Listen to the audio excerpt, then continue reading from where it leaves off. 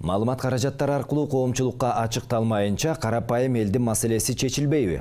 Бишкекте өкмөт үйүнүн алдына митингге чыккан атанын кызы ооруканага жаткырылды. Муса Жаназаковдун айтымында бул президенттик администрациянын кийлигишүүсүнөн кийин гана мүмкүн болгон.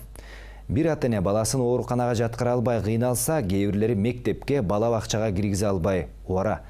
Алардын бири Болотбек Исаков. Анын 7 жаштагы уулу мектепке бара албай жүрөт. Айласы кеткен ата журналисттерге кайрылып, көйгөйүн коомчулукка жогору жакка жеткирүүнү өтүнгөн. Эл аралык уюмдардын маалыматында өлкө калкынын 60% мамлекеттик кызматтарды жетиштүү деңгээлде ала алышпайт. Темага Дүшөн Шаршенбеков токтолот.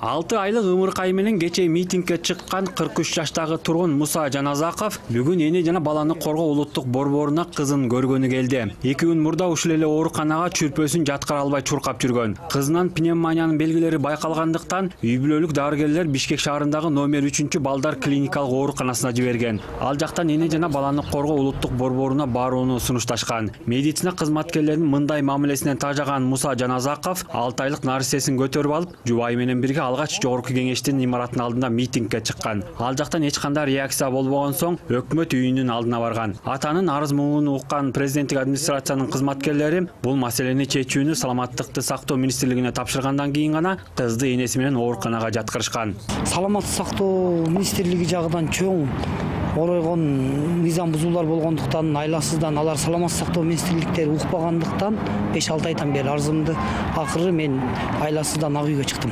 А мен эң негизи айтып чыккан көйгөйүм бул бир эле менин көйгөйүм эмес. Бул Сели Кыргызстандын көйгөйү. Кайсы жерге больницага барасың, четинен 8гече талон түгөнөт. Талон түгөнгөндөн кийин уже коррупция башталат. Акча менен киргизет. Саламаттык сактоо министрин азыр көзүңүздө өтө чалып берем. Телефон довериясы бар. Ал тарых иштеген эмес. Чаласың, эдинсаң кетет, туйт, или алып коюп коеттор, кетпейт. А зачем элди алдайт? Ооруканага жаткырылгандан кийин Муса Жаназаковдун кызы бардык медициналык текшерүүлөрдөн өткөрүлүптүр. Дарыгерлер ымыркай нерв системаларынын бузулушу жана жүрөк, боор этинин кемтиги менен төрөлгөнүн белгилешет. Азыркы учурда дары-дармектердин баарын алып атат. Баланын акыбалы туруктуу, керектүү исследованиялар бардыгы өтүп атат азыр. Эртеден бери кардиологтор көрдү, невропатологтор көрдү, педиатрлар көрдү, азыр окулист келип көрөт. Түшүнбөстүк болгондо эми ата-энеси баласы оорулуу болгонго байланыштуу кичине, например, бардык эле жерде очередтер бар да.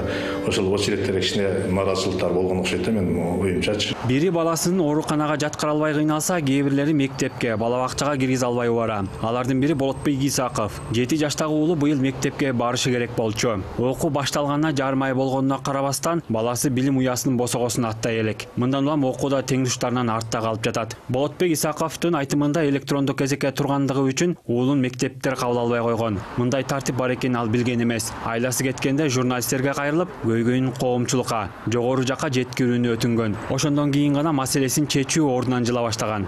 Мектепке жайда апарсам мен ошо эмедет. Электронсуз кабыл албайбыз деди. Ошондон кайрылбаган жерге барып ошо издеп жүрүп деп ошо кайрылып жерлерге кайрылып атабыз. Журналисттерге кайрылдык, ушундай эмне каякка барабызды билбей журналисттерге кайрылып ошо эмне кайтып окуттан балам ошо электронный жок.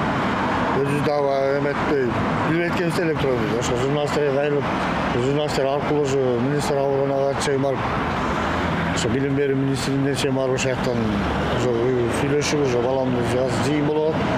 Ошо жыйындан кийин эме киргизебиз деп биринчи күндө.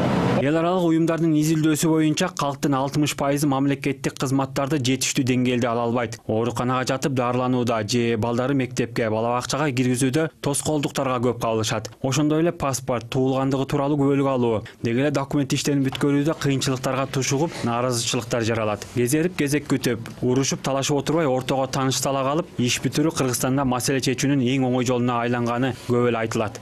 Үчүнчү маселе болсо өтө орой, билбейм кандай адамдарды булар жумушчу кылып алып атат. Эң илгери врачтардын колу жаман болсо, азыр нерви жаман болуп калды. Барып регистратурадан сурай албайсың кайсы врач деп. Бар жол дейт. Кимдин таанышы бар, кимдин акчасы бар, ошол кирет. Я думаю, что недостаточно информации. Мамлекеттик кызмат алуу боюнча биринчи кезекте элдин маалыматы аз. Бир жагынан кайдыгерлиги, билимсиздигинен улам ушундай көйгөйлөр келип жатат. Мамлекеттик мекемелерде кызмат көрсөтүүнүн сапаты жакшы да айткым келет. Айрым кызматкерлер көрүнгөн шылтоону айтып, элди кыйнаган көрүнүштөр дагы бар. Ошолордун айынан түрдүү нааразычылыктар чыгууда. Бул жакшы эмес. Мамлекеттик кызматтарга карата терс пикирлердин топтолушу элдин чыңалуусун жаратаары белгилүү. Былтыр дал ушул балдарды коргоо борбору мамлекеттик кызматтардагы тоскоолдуктарга кабылган 100дөн ашык адамга ар кандай жардамдарды көрсөткөн. Басымдуусу балдардын күбөлүгү жана паспорт, жөлөк пул алуу боюнча кайрылгандар. Дүйшөн Шаршембеков, Денисламбек Бейшенбаев, НТС.